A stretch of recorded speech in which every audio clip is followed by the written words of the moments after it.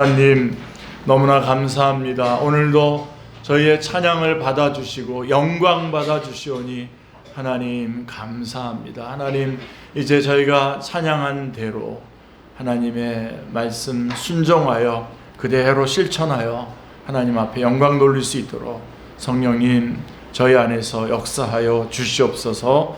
이 시간 말씀 주십니다. 살아계신 주님의 음성을 듣는 가장 귀중하고 복된 시간 되게 하여 주시옵소서.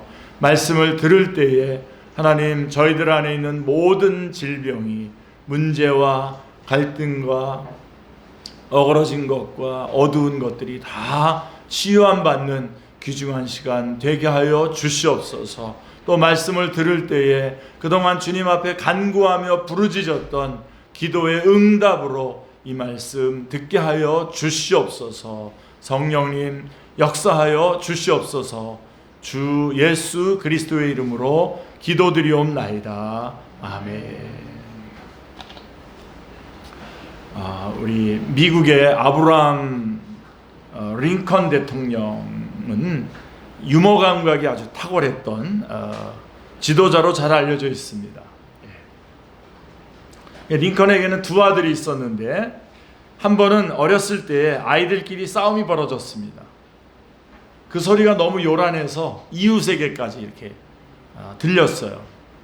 그래서 이웃 사람이 무슨 큰일이 일어난 줄 알고 달려와서 아니 이 집에 무슨 일이 일어났습니까? 하고 물었습니다. 그러자 링컨은 특유의 너털 웃음을 웃으면서 걱정하실 필요 없습니다. 인류의 보편적인 문제가 일어났을 뿐입니다. 라고 대답을 했습니다. 그래서 이웃집 사람이 도대체 무슨 일입니까? 하고 하니까 네, 제가 우리 아이들에게 호두과자 3개를 주었더니 두 아들 녀석이 서로 자기가 2개를 먹겠다고 해서 일어난 싸움입니다. 그렇게 하더랍니다. 네. 어저께도 제가 우리 나경열 성도님하고 같이 식사했는데 계란말이를 3조각밖에 안 주더라고요. 그래서 더 달래가지고 먹었습니다. 싸울 것 같아서. 그러니까 이게 우리 탐심, 이거 탐심은 인류의 가장 보편적인 죄악이라고 할 수가 있습니다. 그래서 한번 오늘 탐심에 대해서 한번 정리 한번 해보시죠. 자, 본문 말씀에도 유사한 문제가 발생을 했습니다. 당시 교사로서 예수님의 인기는 대단했습니다. 그래서 본문이 포함되어 있는 누가복음 12장 1절에 이렇게 보면 그동안에 무리 수만 명이 모여 서로 밟힐 만큼 되었더니 라고 말씀하고 있습니다. 그러니까 굉장히 많은 사람들이 몰린 거죠. 예수님을 따라왔던 수많은 무리들이 열광하는 모습을 볼 수가 있습니다. 이때 예수님이 제자와 또 모인 무리들에게 말씀을 시작하셨습니다. 그 말씀이 절정에 이르렀을 때쯤 모여든 무리 가운데 한 사람이 주님 앞에 나와서 이런 질문을 합니다. 본문 13절을 보시면 무리 중에 한 사람이 이르되 선생님 내가 형을 명하여 유업을 나와 나누게 하소서 하니 이렇게 되어 있습니다. 그러니까 이 사람에게는 형이 있었는데 아마 부모가 갑작스럽게 세상을 떠난 것 같습니다. 그런데 형이 동생에게 돌아갈 몫에 재산까지 다 가로챈 거예요. 그래서 화가 난 동생이 예수님을 찾아온 것입니다. 이것은 오래전부터 지켜오던 모세의 율법을 따르던 전통이었는데 모세의 율법에 따르면 재산 분배를 할 때 장남에게는 항상 다른 형제보다 갑절이 더 가도록 했습니다. 그래서 만일 형제가 둘이라면 형에게는 3분의 1을 주고 동생에게는 3분의 1을 주었습니다. 그런데 그러니까 여러분 3명이면 어떻게 하는 거예요? 3명이면 넷으로 나눠 가지고 형은 큰 형이 4분의 2를 갖고 3분의 1씩 4분의 1씩 이렇게 가져야 되는 겁니다. 자, 그런데 형이 그 동생의 몫까지 다 가로챈 거예요. 네. 그래서 동생이 화가 났습니다. 그러나 14절에 나오는 예수님의 대답은 의외였습니다. 14절 잘 보셔야 됩니다. 한번 보십시오. 이르시되 이 사람아 누가 나를 너희의 재판장이나 물건 나누는 자로 세웠느냐 하시고 이렇게 말씀하고 있습니다. 또 이 말씀을 또 오해하더라고요. 오해하면 예수님은 공평한 분배라든가 뭐 이런 거에는 관심이 없는 분이다, 뭐 그렇게 또 말하시면 그렇지 않습니다. 자, 그런 것처럼 보이는데, 관심이 없는 것처럼 보이는데, 그러나 예수님은 지금 재산 분배는 피상적인 문제라고 생각을 하셨어요. 문제라고 말씀하고 있는 것입니다. 그보다 더 중요하고 본질적인 문제가 있습니다.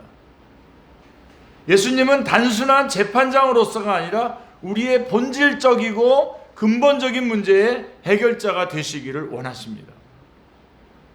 그래서 15절에 보시면 이렇게 말씀하고 있습니다. 그들에게 이르시되 삼가 모든 탐심을 물리치라.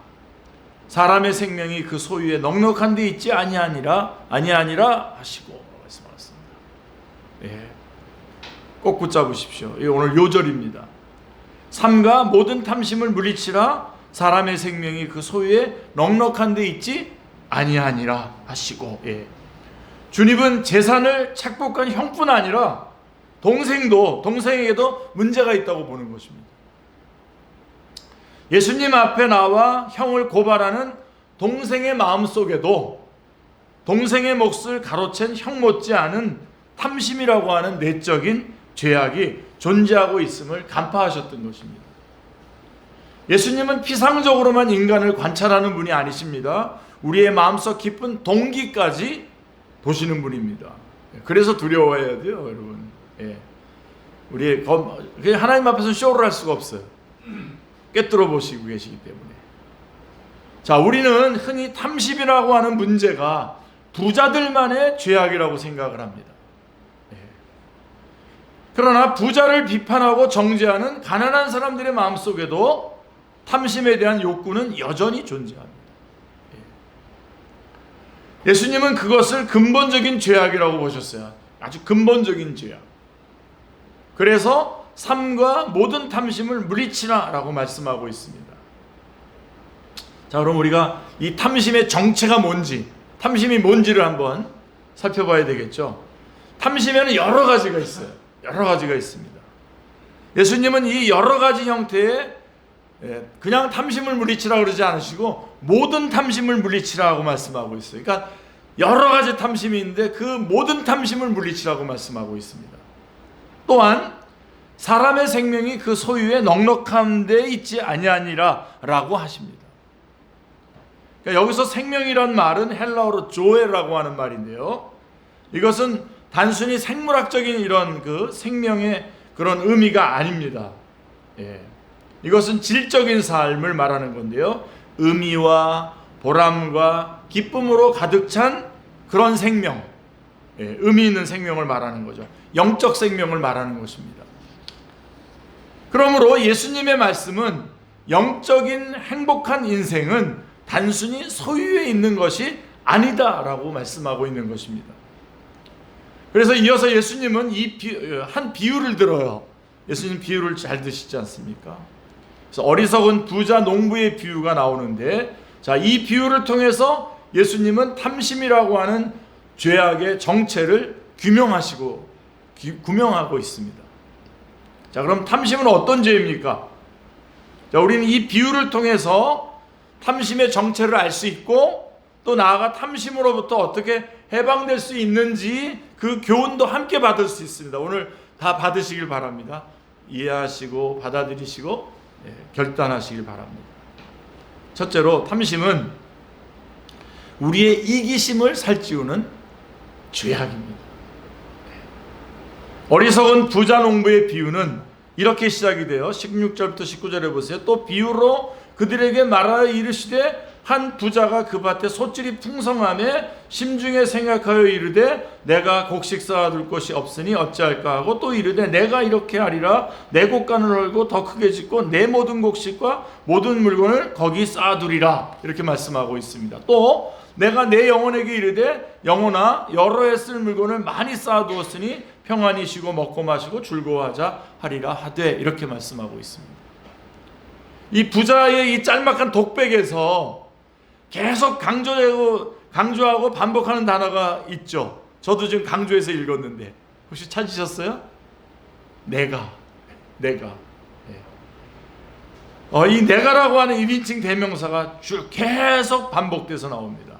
내가 곡식 쌓아둘 곳이 없으니 어찌할꼬, 내가 이렇게 하리라, 내 곳간을 널고 더 크게 짓고 내 모든 곡식과 물건을 거기 쌓아두리라. 또 내가 내 영혼에게 라고 하면서 계속해서 내가 우리말 성경에는 6번밖에 안 나오지만 헬러 원문에 보면은 훨씬 더 많이 나옵니다. 우리나라는 주어를 많이 빼잖아요.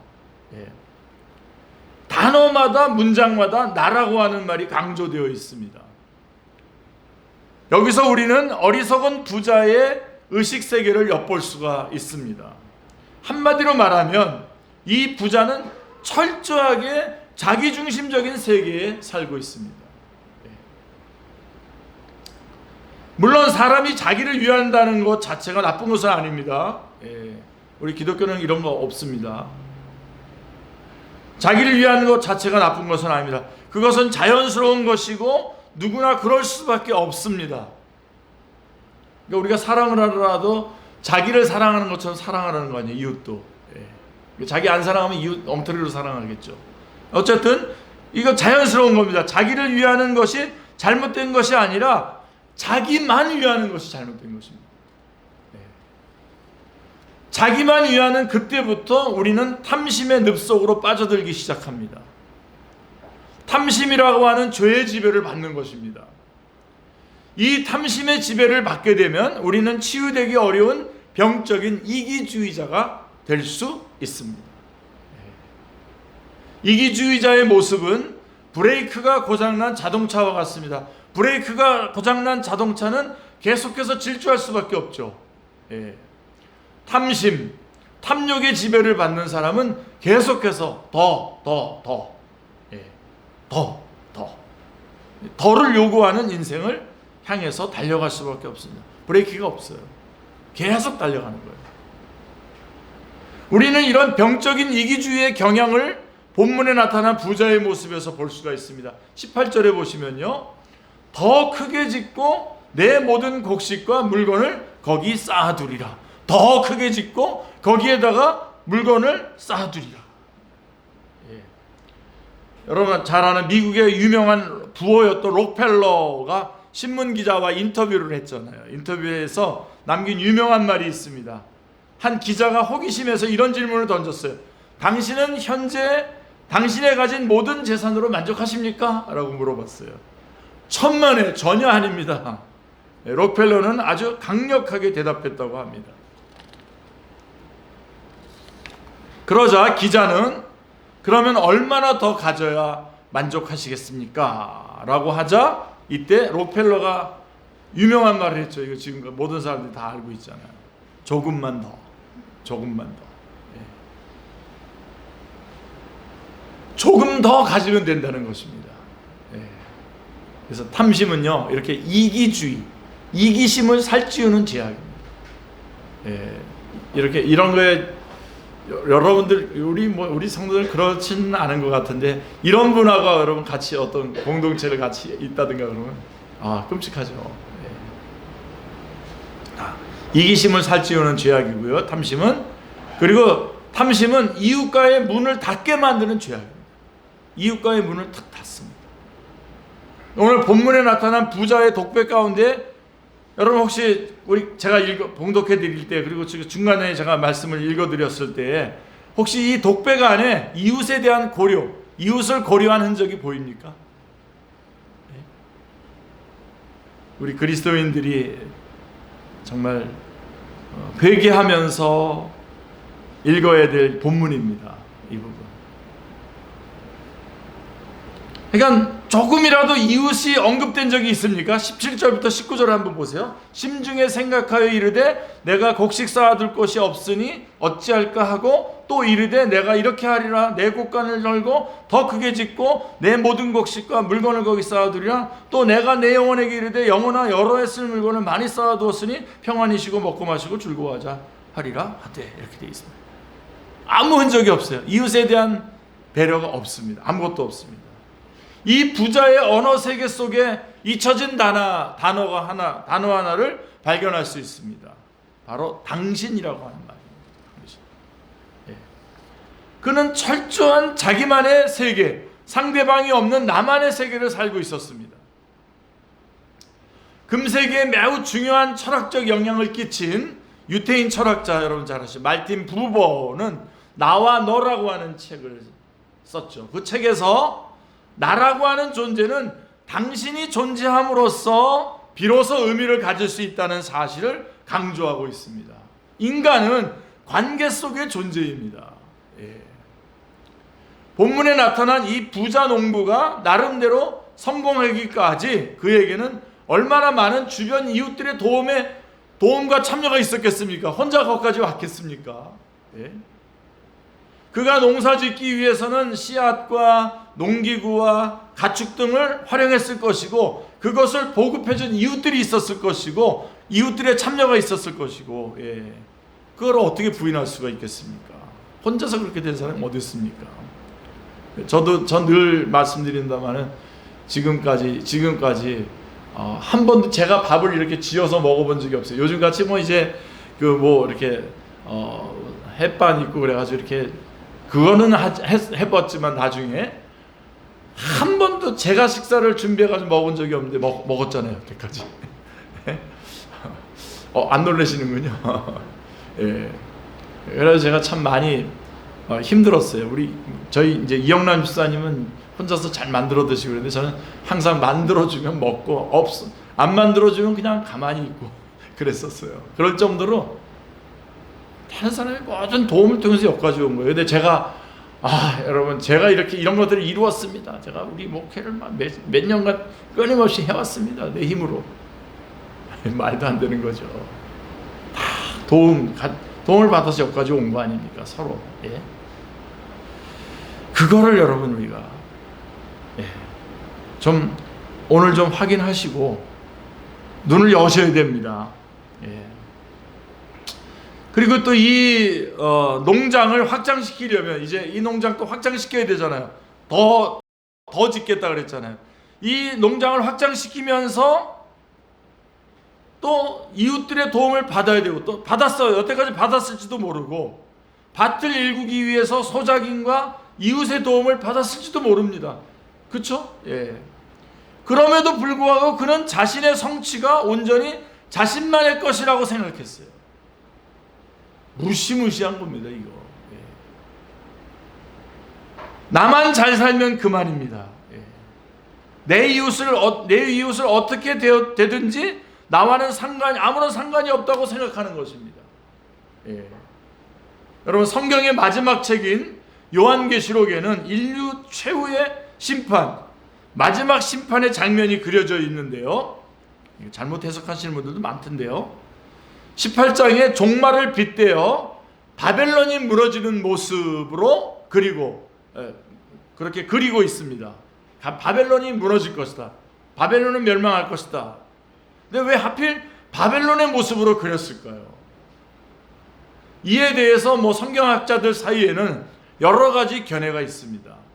바벨론은 요한계시록이 기록되던 당시에 로마를 말하는 건데, 로마에게 직접적으로 로마는 망한다 이런 말을 할 수 없기 때문에 바벨론이라고 하는 말을 바벨론이라고 하면서 썼다. 그러니까 상징이다. 로마에 대한 상징이라고 해석하는 사람들도 있고, 또 중세기의 철학자들 가운데에서는 로마 카톨릭의 전성기 때의 모습이 바벨론에게 비유된다고 말하는 사람도 있었습니다. 하지만 이거 둘 다요, 이런 해석은 정당한 해석이 아닙니다. 바벨론의 해석은 소유의 가치로 대표되는 이 세상을 상징하는 것입니다. 그건 망할 거라는 겁니다. 소유가 중심 가치가 되면 이 세상을 지배하는 것은 물질주의와 쾌락주의가 될 수밖에 없습니다. 다 보고 계시잖아요, 이거 지금. 이 물질주의적인 세상, 쾌락주의적인 세상이 바벨론으로 등장하고 있습니다.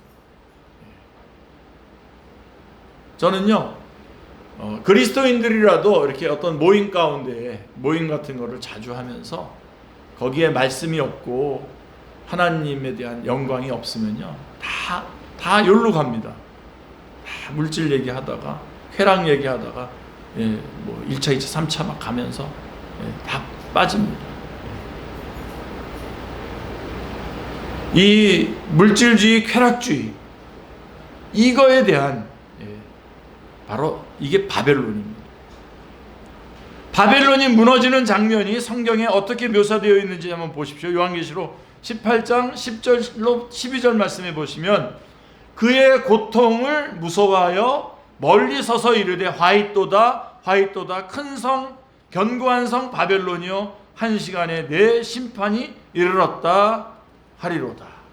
땅의 상인들이 그를 위하여 울고 애통하는 것은 다시 그들의 상품을 사는 자가 없습니다. 그 상품은 금과 은과 보석과 진주와 세마포와 자주옷감과 비단과 붉은 옷감이요, 각종 향목과 각종 상아 그릇이요, 값진 나무와 구리와 철과 대리석으로 만든 각종 그릇이요, 이렇게 말씀하고 있습니다. 다 무너진다. 바벨론의 부유한 사람들은 붉은 세마포 옷을 입고 금과 보석과 진주를 꾸몄는데, 그러한 부가 한순간에 망했다는 것입니다. 성경은 물질주의와 쾌락주의로 물든 이 세상이 하나님의 심판을 견디지 못하고 한순간에 무너져 내리는 모습을 그리고 있습니다.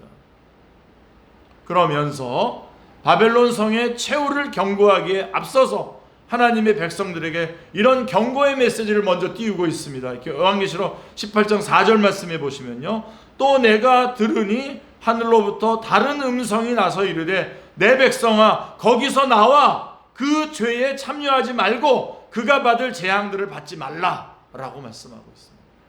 요한계시록 18장 4절도 여러분 꼭 오늘 붙잡고 암송, 지금 암송이 안 되더라도 써놓으셨다가 나오라는 겁니다. 거기서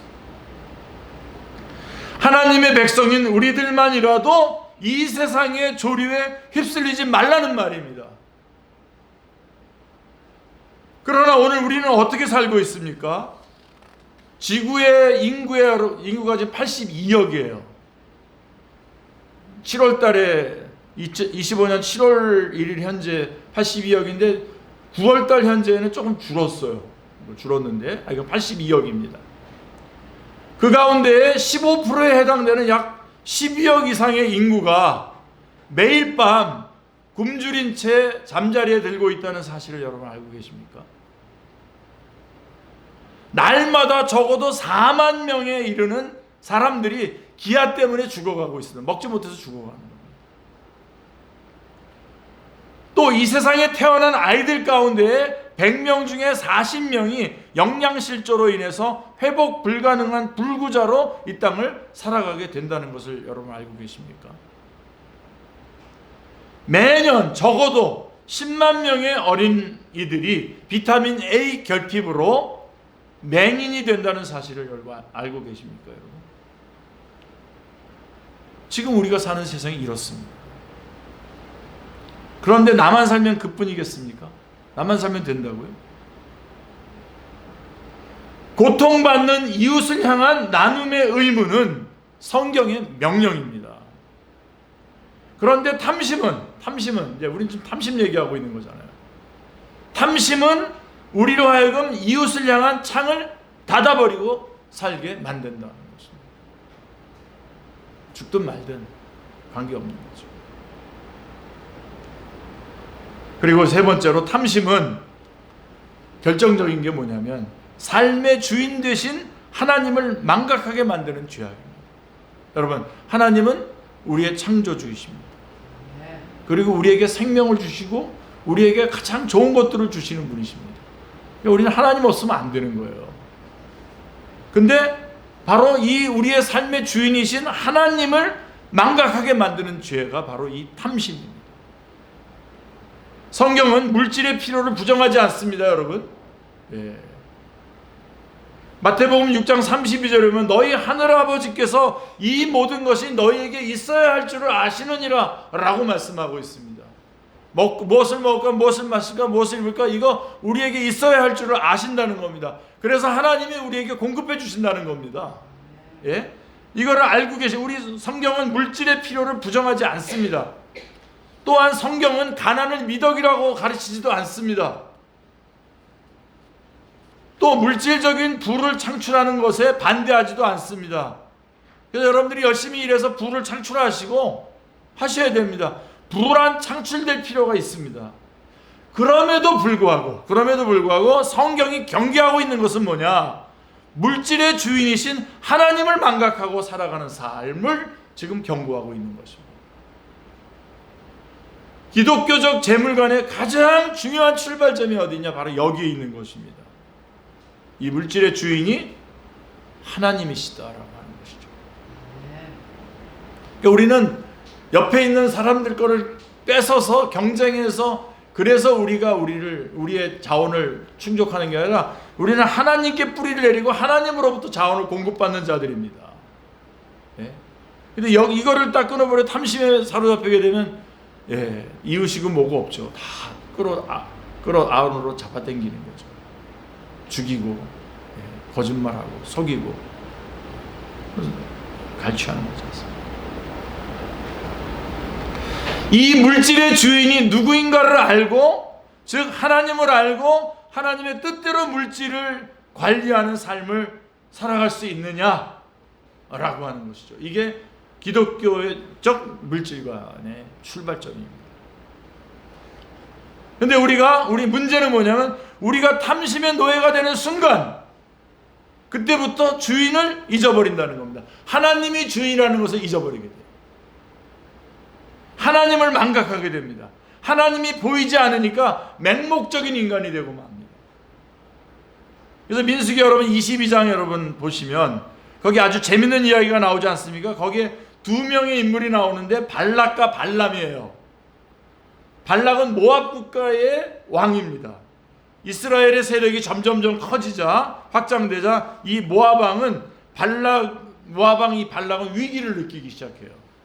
그렇게 해서 어떻게 이스라엘 세력을 약화시킬까 하다가 복수를 사용하기로 합니다.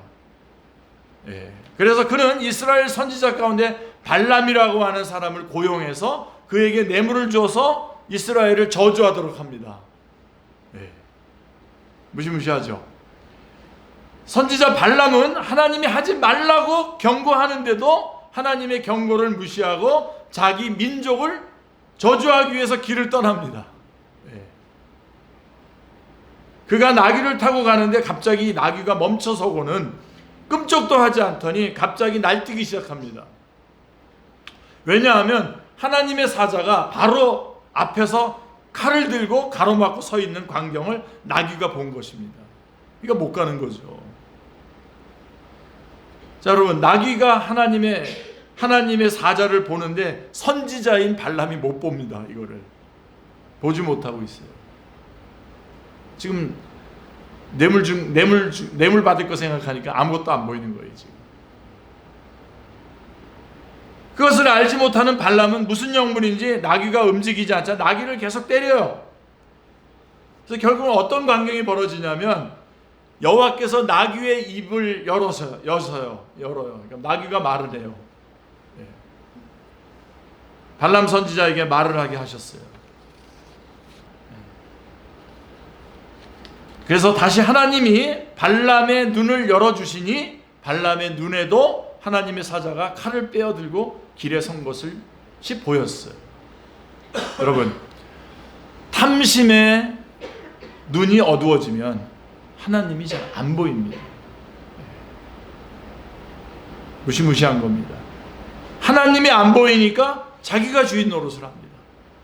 하나님이 주인인데 하나님이 안 보이니까 자기가 주인 노릇을 합니다. 그래서 성경은 골로새서 3장 5절에 탐심은 곧 우상숭배니라 라고 말씀하고 있는 것입니다. 탐심의 지배를 받으면 내가 탐하는 그것이 내 인생의 주인이 되는 거예요.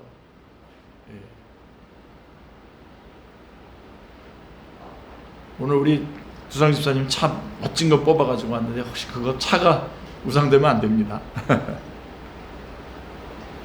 여러분, 내가 거기에 지배를 받으면 그게 우상숭배가 아니고 뭐겠습니까? 그러므로 성경은 탐심을 멀리하라고 가르칩니다. 탐심은 하나님의 주인 되심을 망각하게 하는 죄입니다. 지금 제가 몇 가지 지금 여러분들의 마음을 막 다 들쑤셔 놨어요. 그래서 내가 탐심 나도 이거 어떡하지? 제가 그럼 그렇게까지만 설교하겠습니까? 자, 그러면 이 탐심에서 벗어나는 길. 뭐 비결이란 말 싫어하시니까 탐심에서 벗어나는 길. 첫째로, 우리가 탐심에서 해방되려면 물질의 주인이 누구인가를 날마다 확인하는 삶을 살아야 됩니다. 물질의 주인이 누구냐라고 하는 거죠. 이것은 내 것이 아니다, 이것은 주님의 것이다 라고 하는 것을 날마다 확인하는 작업이 필요합니다. 이게 첫 번째 제일 중요한 겁니다. 그래서 본문의 어리석은 부자 농부 이야기의 절정에서 농부가 막 뭔가 희망이 막 부풀어가지고 막 내가 그러면서 더 짓고 막 그러고 있는 그때에 하나님께서 말씀하십니다. 20절을 보십시오. 하나님은 이르시되 어리석은 자야, 오늘 밤에 내 영혼을 도로 찾으리니 그러면 내 예비한 것이 네 것이 되겠느냐 하셨으니. 가슴이 털컥 내려앉으면서 탁 붙잡으셔야 됩니다. 자, 부자는 앞에서 어떤 말을 강조했습니까?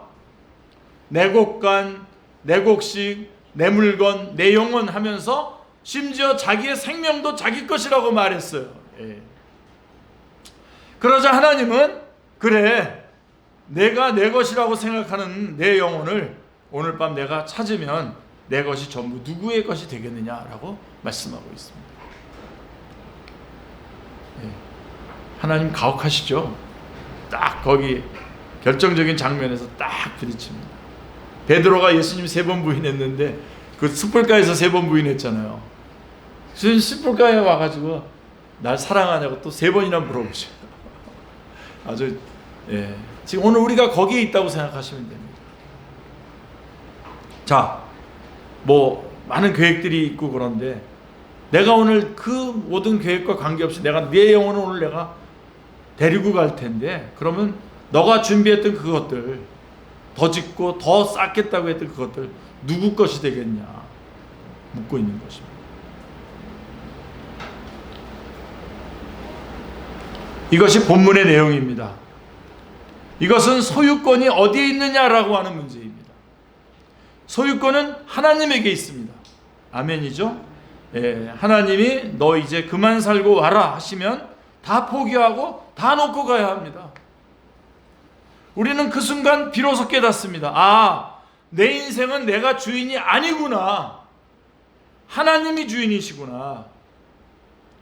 우리는 세상을 떠날 때는 두 손을 쫙 편 채 아무것도 가져가지 못합니다. 그대로 다 두고 갑니다. 저희 어머니는 뭐 옷에다 좀 돈 좀 놔두고 가셨던데.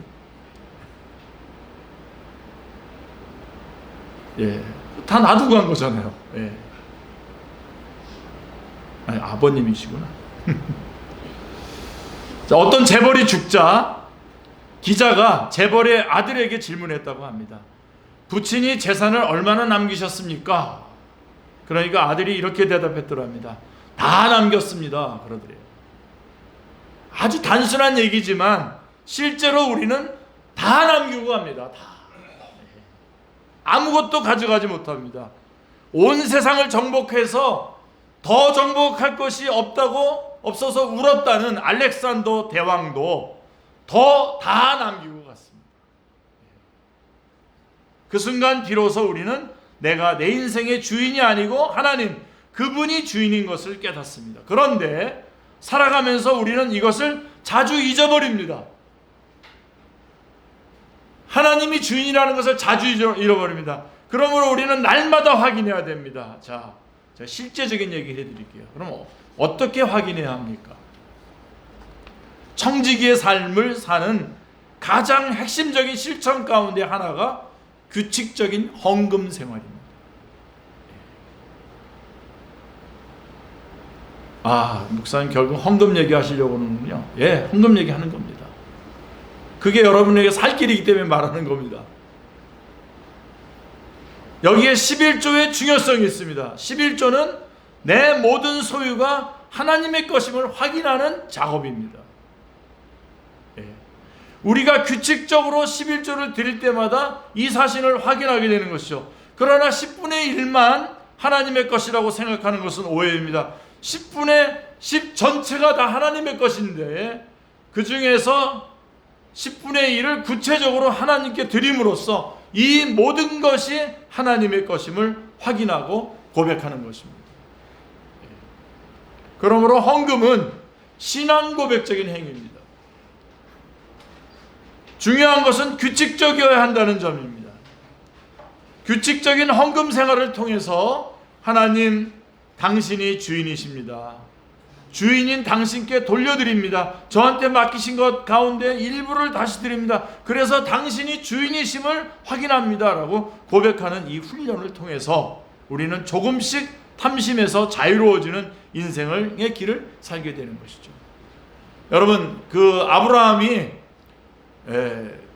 자기가 길리운 그 병사들을 데리고 가서 롯을 구합니다. 가서 전쟁에서. 그리고 돌아올 때에 많은 전리품들을 가지고 돌아오는데 그 중에 11조를 살레망에게